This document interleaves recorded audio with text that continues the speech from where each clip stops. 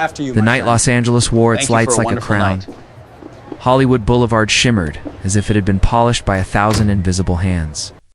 Limousines whispered along the pavement, studio publicists clustered like migrating birds, and the city's elite drifted toward one of the most exclusive. Private clubs in California, a place so selective it had become less of a venue and more of a symbol. It was the kind of establishment where deals were sealed in low voices, where futures were quietly rearranged over crystal glasses, where reputations were measured not by talent but by who was permitted to stand inside its walls. On this particular evening, a charity gala had drawn producers, financiers, political figures, and stars whose names alone could bend rooms. Cameras flashed, laughter floated, and among the arriving guests were two men whose friendship had been forged not under spotlights, but under shared stages, shared jokes, shared exhaustion, and shared dreams. Dean Martin and Sammy Davis Jr. They arrived without spectacle. No dramatic entrance. No announcement. Just two friends stepping from the car into the warm California night. Dean Martin, relaxed as always, moved with the quiet confidence of someone who had nothing left to prove. His suit was tailored but unpretentious, his smile easy, his eyes observant. Beside him, Sammy Davis Jr. radiated the same magnetic energy he brought to every stage-contained excitement. Gentle humor and a lifelong habit of reading rooms before they spoke. They had performed 4 presidents, sold out arenas, lifted spirits in dark times, and turned laughter into medicine. But tonight was supposed to be simple. A quick appearance, a nod to donors, a chance to support a cause they both believed in. Neither man suspected that before the night was over, a single doorway would redraw the lines of loyalty, courage, and public memory. As they approached the entrance, the line parted almost instinctively. Conversations paused. Faces turned. Some smiled. Some whispered. Some simply watched. The doorman, tall, immaculately dressed, and trained to measure worth in seconds, straightened slightly at the sight of Dean Martin. Recognition softened his posture. Respect adjusted his stance. He nodded, already preparing to step aside. But when his gaze shifted to Sammy Davis Jr., something changed. Not hostility. Not overt rudeness. Something colder. Something practiced. A subtle pause where there should have been none. A moment where the rules became heavier than courtesy. "I'm sorry," the man said, his voice quiet but firm, blocking the entrance with a gloved hand. "Members and approved guests only." Dean glanced sideways, confused, then amused, as if he assumed there had been a mistake. "He's with me," Dean said calmly, gesturing to Sammy. "Put us both down." The doorman hesitated, then leaned slightly forward, lowering his voice. "Mr. Martin is welcome," he replied, "but he'll have to wait outside." The words landed softly. No raised voice. No public embarrassment. Just a sentence designed to sound procedural, administrative, ordinary. But in the space between those words lived decades of unspoken rules, invisible boundaries, and quiet permissions that certain men were never meant to cross. For a moment, Sammy didn't move.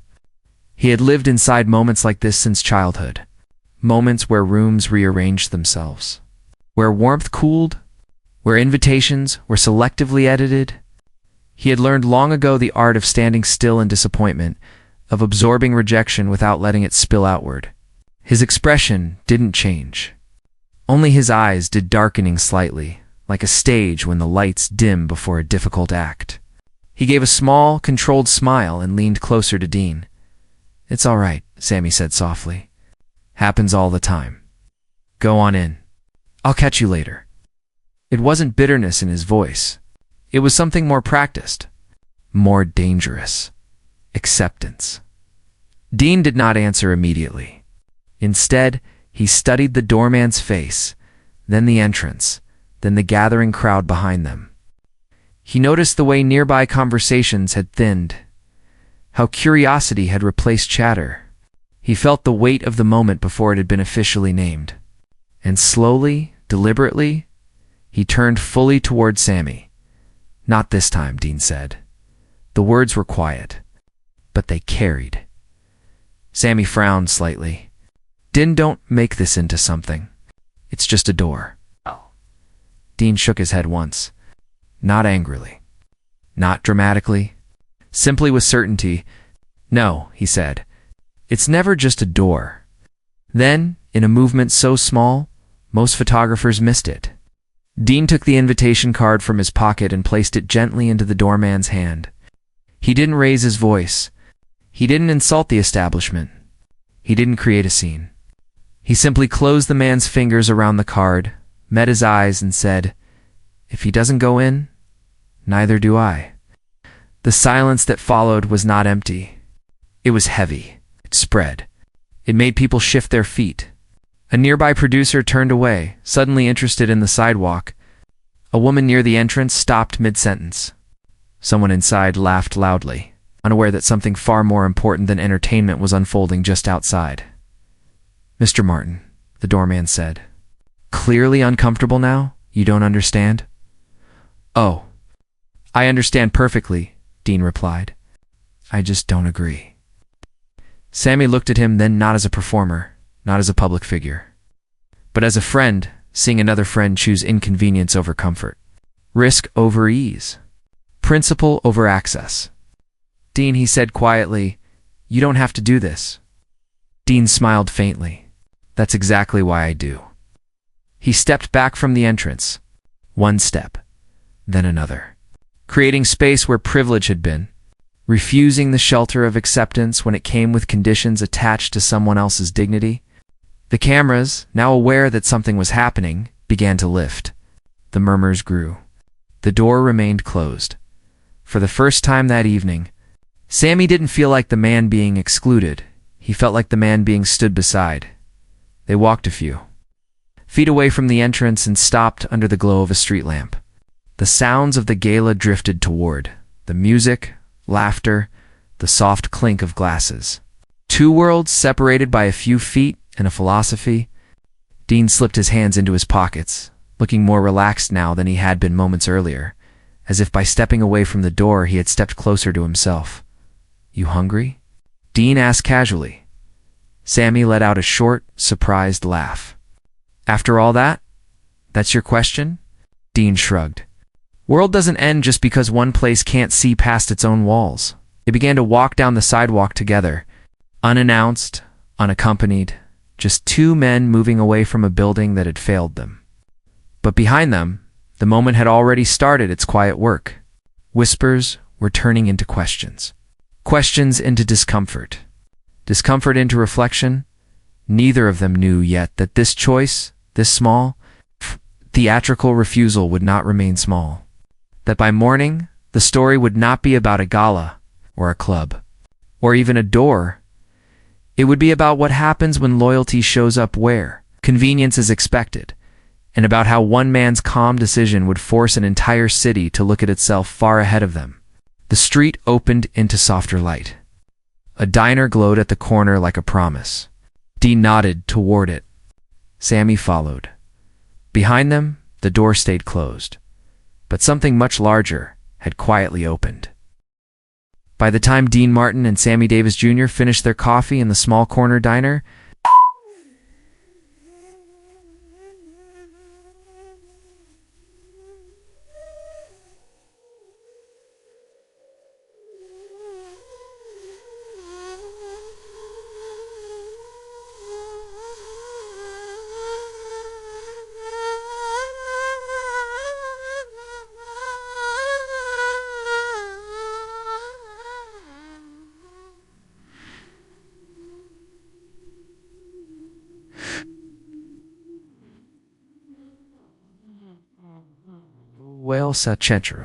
what had started as a quiet refusal at a guarded entrance was no longer confined to a sidewalk. Hollywood had its own nervous system assistants. Drivers, stylists, booking agents, publicists, club staff, reporters, musicians, bartenders, producers. Information traveled through it faster than any newspaper could print. A glance became a question. A question became a version. A version became a story. And before either man reached the door of the diner to leave, Telephones in offices across the city were already ringing. Inside the diner, the world was simple. Plates clinked. A waitress refilled cups. A radio hummed low behind the counter. Sammy sat back in the booth, hands folded loosely, the steam from his coffee drifting upward like a slow, thoughtful sigh. Dean watched him in the reflection of the window more than he watched the street itself.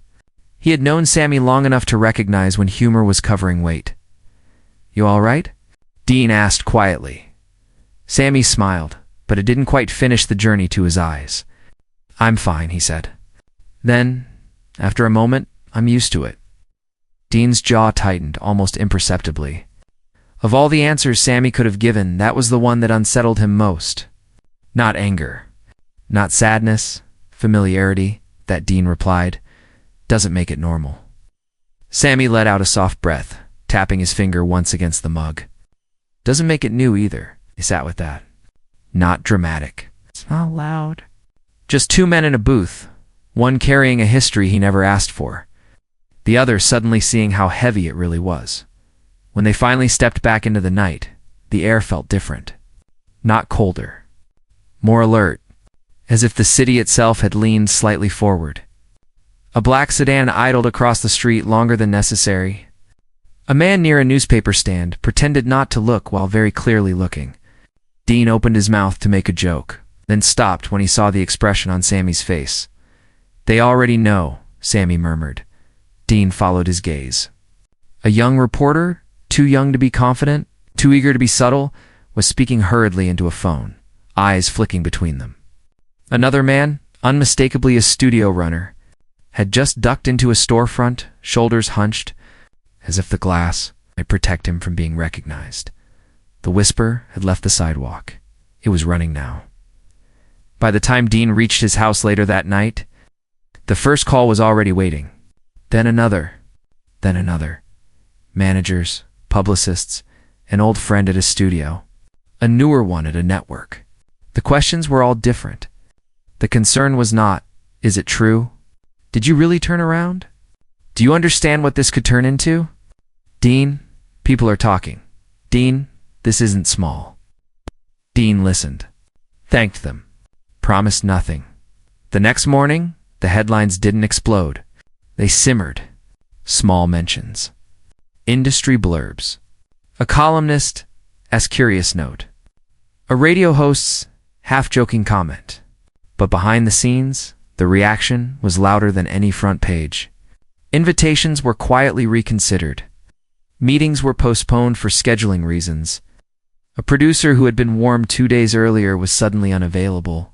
Another who had never called before now left 3 messages. Sammy felt it too. The pauses. The altered tone. The way some voices tried too hard to sound casual. The way others suddenly sounded careful. They met that afternoon at a rehearsal. Space neither of them used anymore, but both still loved. Dust floated in pale beams of light. Old instruments rested like retired soldiers. Posters from forgotten shows clung to the walls. The kind of room that remembered things even when people pretended not to. Sammy arrived first. He stood near the piano, one hand resting on its closed lid, his reflection warped faintly in the polished black surface. When Dean entered, Sammy didn't turn around immediately. "They're calling me," Sammy said. Dean stopped a few feet behind him. "Yeah, me too." Sammy nodded once. "Some of them sound worried about you." Dean almost laughed. Almost funny how worry shows up when comfort feels threatened. Sammy finally turned. His face was calm, but his eyes carried something heavier than the night before. "You didn't just skip a party, Dean. You embarrassed people who aren't used to being embarrassed. You stepped out of a line they don't like anyone stepping out of." Dean leaned against a table, crossing his arms. "Good," Sammy studied him carefully. "This isn't like walking away from a bad deal, or telling off a rude host. This touches things that have been protected a long time." Dean met his gaze. "So have you." The words landed harder than either of them expected. For a moment the only sound was the faint creak of the building settling. Then Sammy looked down, shaking his head slowly. "I never asked you to make this about you." Dean stepped closer, his voice lower now, steadier. "You didn't have to.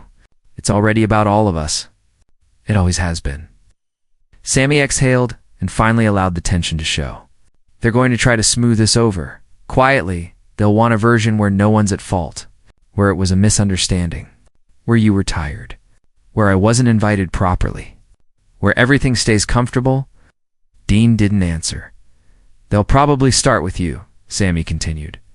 They always start with the person they think can afford to lose a little dignity without feeling it. Right. Dean's mouth curved into something that wasn't a smile. They're late then. As if summoned by the words, the phone on the far table began to ring. The sound cut sharply through the dusty stillness. Dean didn't move at first. Sammy watched him, then nodded once. That'll be the first door, Sammy said quietly. Not the one outside the club. The one inside the business. Dean walked to the table and looked down at the vibrating phone. He didn't pick it up immediately. Instead, he turned back to Sammy. Whatever they offer. Dean said, whatever they warn about. Whatever they dress up as good advice. I need you to hear something first. Sammy lifted his eyes. I didn't walk away from that door for attention, Dean continued. I didn't do it because it would play well. And I didn't do it because I thought it would change the world overnight. I did it because I'm tired of standing in rooms that only work if you're not fully there. And I'm done pretending comfort is more important than respect. The phone kept ringing. Sammy swallowed, emotion tightening briefly at the edge of his composure. They're not going to ask you to explain, he said. They're going to ask you to soften. Dean picked up the phone. He listened. He didn't speak at first. Sammy watched his face change not into anger, but into something colder, more focused. The look of a man realizing the size of what he had just stepped into. Yes, Dean said finally into the receiver. I heard. A pause. No, he replied. That's not what happened. Another pause. Longer. I understand what you're suggesting, Dean continued. I just don't agree with the shape you're giving it. Right. Sammy could hear the voice on the other end, now muffled. Insistent, careful. Dean's gaze lifted to the far wall, to an old poster of a younger version of himself and Sammy sharing a stage. Laughing under lights that hadn't yet learned how to hide their shadows. I'm not interested in fixing the optics, Dean said calmly. I'm interested in fixing the truth. He listened again. Then, quietly, but unmistakably, he said, no, and ended the call. The room felt different afterward, as if a line had been crossed that could not be redrawn. They want a meeting, Dean said. Sammy nodded. Of course they do, Private Dean added. Discreet. They say it's for everyone's good. Sammy walked closer now. That meeting won't be about last night, he said. It'll be about tomorrow. About whether this becomes a story or a warning. Dean met his eyes. Then we make it a story. Outside, a car passed slowly. Inside, two men stood in a room full of memories, realizing that the quietest choice sometimes creates the loudest future. And somewhere between that unanswered door and this coming meeting, Hollywood was about to discover that the moment it tried to bury had already begun to grow. The building did not carry a sign. It did not need one. Everyone who mattered knew what it was. A quiet corporate structure of pale stone and tinted windows just off Sunset Boulevard, where careers were redirected without press releases and futures were adjusted without witnesses.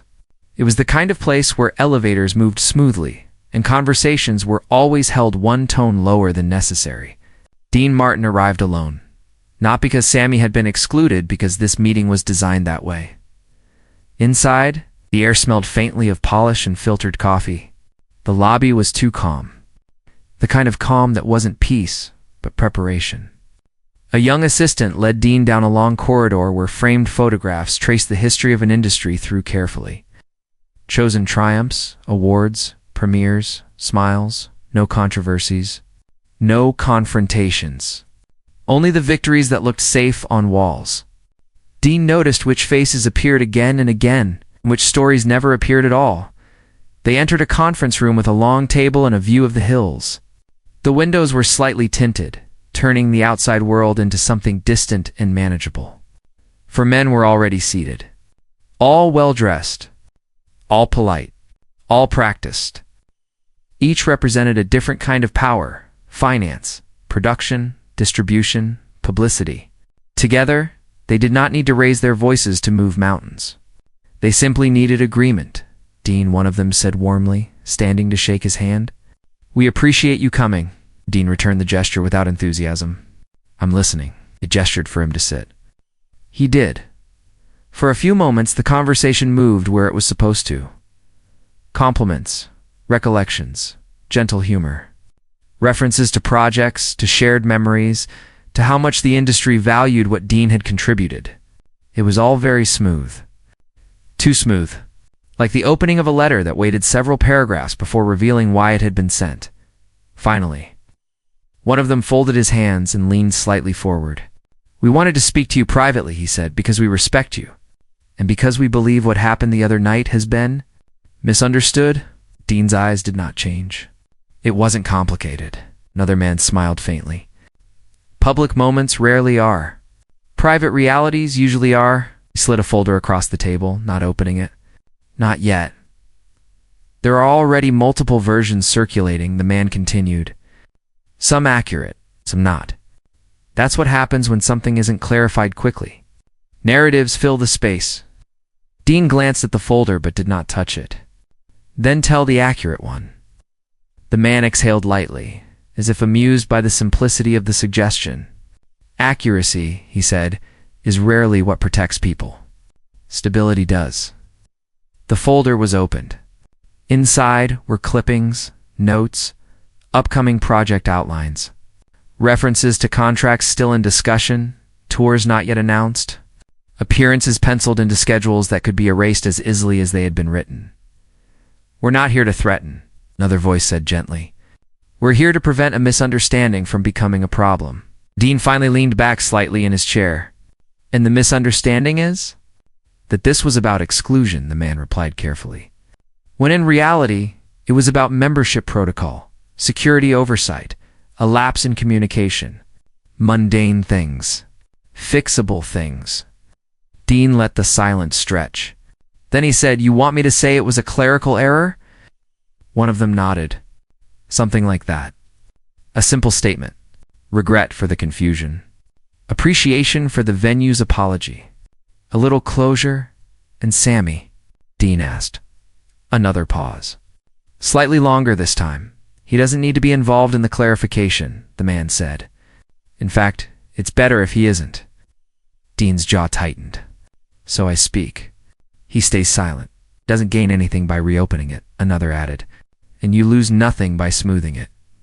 Dean tilted his head. "That's not how it feels from where I'm sitting." The first man's tone softened. "Dean, you have earned a level of freedom most people never touch. The freedom to choose which hills are worth standing on. We're simply suggesting that this isn't one of them." He gestured toward the window, toward the softened outline of the city. "People forget fast. This will pass.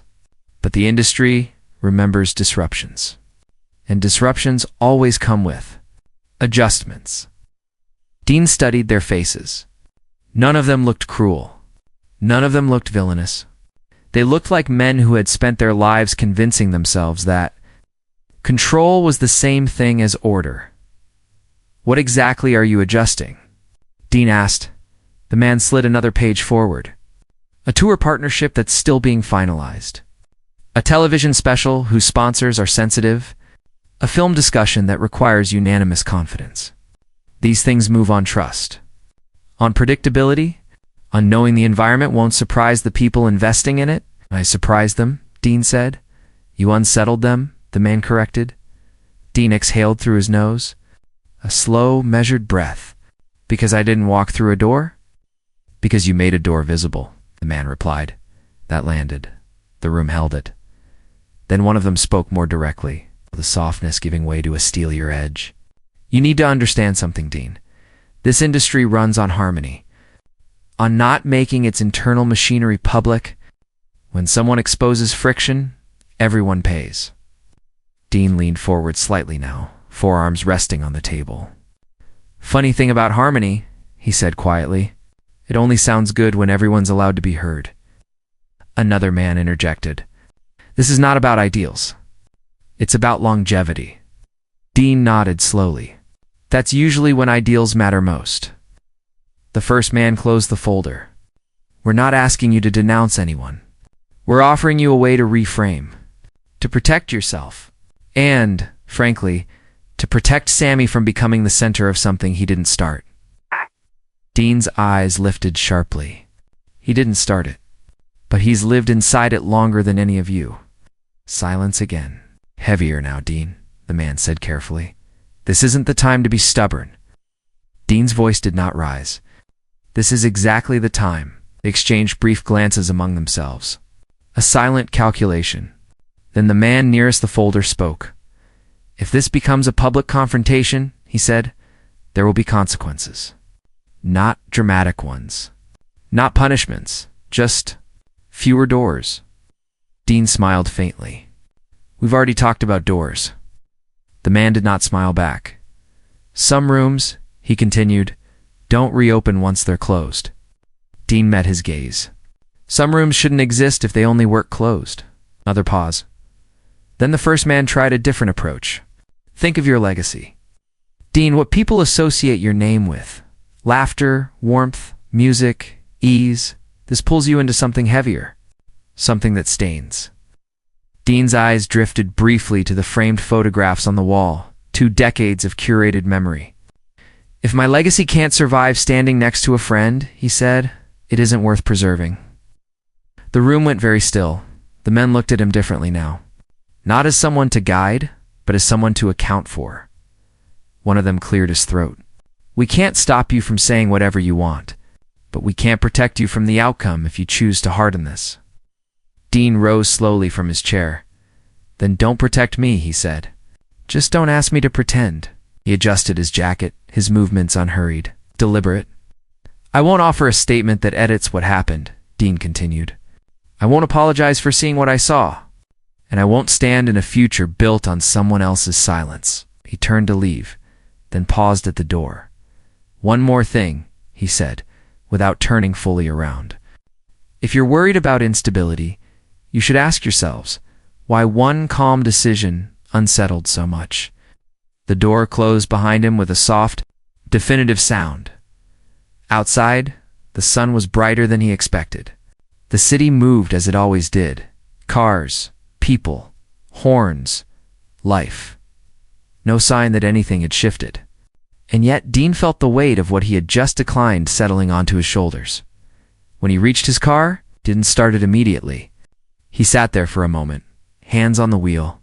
Breathing, then he reached into his pocket and dialed a number he knew. By heart, Sammy answered on the second ring. They offered you comfort, Sammy said quietly.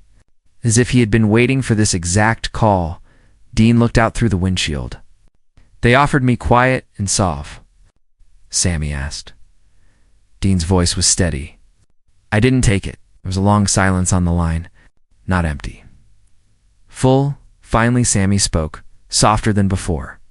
Then this is going to get louder. Dean nodded to himself.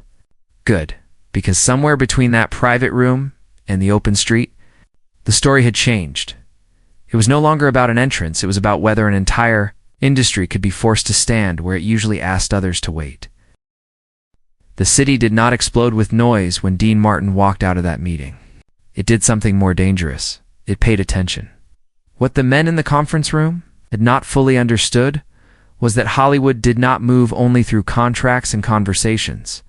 It moved through moods, through the subtle turning of admiration, through the invisible arithmetic of what audiences felt before they articulated it. And by refusing to reshape the story into something manageable, Dean had left a vacuum, a space where something honest could grow. Within 48 hours, the whispers had become questions. The questions had become segments. The segments had become headlines. Not scandalous. Not hysterical. Just persistent. Why did Dean Martin walk away? What really happened at the gala? Why was Sammy Davis Jr. asked to wait outside? Why did Dean refuse to go in? Radio hosts debated. Columnists speculated. Younger performers asked older ones what they remembered about doors like that. Older ones grew quiet. The club issued a carefully worded statement about miscommunication. Satisfied almost no one. Then Dean was invited onto a nationally broadcast variety program he had visited dozens of times before. On paper, it was harmless. A friendly host. A musical segment. Light conversation. The same comfortable shape he had lived inside for years. But both Dean and the network knew why this invitation had arrived so quickly. This would be the moment. The stage that could soften everything or expose it. Backstage, the air hummed with preparation. Technicians adjusted lights. Assistants hurried with clipboards. Musicians tuned instruments that already sounded fine. Dean sat in a quiet corner dressing room, jacket draped over the back of a chair, staring at his reflection. He didn't look tense. He looked thoughtful. The kind of thoughtful that comes when a man understands that the next few minutes will outlive the next few years. A soft knock came at the door. "Dean," a familiar voice asked. He turned. Sammy Davis Jr. stepped inside. They stood for a moment without speaking. Two men who had shared stages, jokes, applause, exhaustion, and history. Now sharing something heavier, they invited me too, Sammy said quietly. Dean searched his face. "You don't have to," Sammy smiled faintly. "That's exactly why I'm here." They sat across from each other. The room was small, private, far removed from the glow waiting outside. "They want this to be easy," Sammy said. "They want a laugh. Song. A version where it all dissolves into charm." Dean nodded. "And you?" Sammy looked down briefly, then back up. "I want it to be true." Dean exhaled. "Then we already agreed." Stage manager knocked once more. 2 minutes. When they walked out together, the audience greeted them with applause that sounded almost relieved. Familiar faces. Familiar warmth. The band played. The host smiled. The cameras rolled. The first segment unfolded as expected. Gentle humor. Shared memories. Light stories. The audience relaxed into the shape they recognized. For a moment, it almost worked. For a moment, industry's preferred version hovered within reach. Then the host shifted slightly in his chair. "Dean," he said casually, "there's been a lot of talk this week. People are wondering about something that happened at a charity event recently. You probably heard the rumors." A ripple passed through the audience. Not discomfort. Anticipation. Dean smiled faintly. "I've heard a few versions." The host chuckled. "Care to clear any of them up?" Dean glanced briefly toward Sammy. Then he looked back to the host and he did something the conference room had not prepared them for. He slowed down. He didn't defend. He didn't joke. He didn't reframe. He spoke. "What happened wasn't complicated," Dean said calmly. "We were invited somewhere. We arrived together. Only one of us was welcome inside." Audience grew quiet. "I was," Dean continued. "He wasn't." A murmur moved through the room. The host shifted, sensing the tone. "And you felt," "I felt," Dean said gently, "that I had just learned something about the room." He turned slightly toward Sammy. "I've known this man a long time," Dean went on. "I've watched him work harder than almost anyone I know. I've watched him bring joy into places that weren't kind to him. And I realized, standing there, that if I walked through that door alone, I wouldn't be walking into a building. I'd be walking away from him." The audience was completely silent now. "So I didn't go in," Dean said simply. The host swallowed. "Some people are saying it was a misunderstanding." Dean nodded once. "Sometimes misunderstandings show you exactly what was understood all along." He paused. "I don't believe dignity is something you negotiate privately and display publicly," Dean continued. "I think you either practice it or you don't." The camera cut briefly to Sammy. His eyes glistened, but he did not look away. The host cleared his throat. "Sammy, do you want to say anything?" Sammy hesitated. Then he leaned slightly forward. "I've been asked to wait outside a lot of rooms in my life," he said quietly. "Most of the time, people didn't notice. And most of the time, the people who could have noticed chose not to." He looked at Dean. "This time," Sammy continued, "someone stood where I was asked to stand. And suddenly, it wasn't invisible anymore." A long breath passed through the audience. Dean reached over and placed his hand briefly on Sammy's shoulder. Not for effect, not for cameras. The gesture was small. It felt enormous. The applause that followed was not explosive. It was slow, rising, layered, sustained, not celebration, recognition. The broadcast ended shortly afterward. No dramatic sign-off. No swelling music. Just two men leaving a stage that had quietly shifted beneath them. But outside that studio, the reaction did not remain quiet. Newspapers did not bury it. They explored it. Performers spoke about their own doors, venues re-examined their policies. Clubs issued revised statements that sounded less like procedure and more like acknowledgement. Younger artists named the moment as the first time they had seen someone use belonging to challenge belonging itself. Not every door changed, but some did, and the ones that didn't, suddenly, looked older than they had the week before. Months later, Dean and Sammy returned to a stage together in front of an audience that stood before either of them spoke. Dean looked out over the crowd, then leaned toward the microphone. "You know," he said with a soft smile, "a funny thing happens. When you stop choosing rooms, the audience waited. You start finding people." Sammy laughed quietly beside him, and in that simple line lived the entire journey.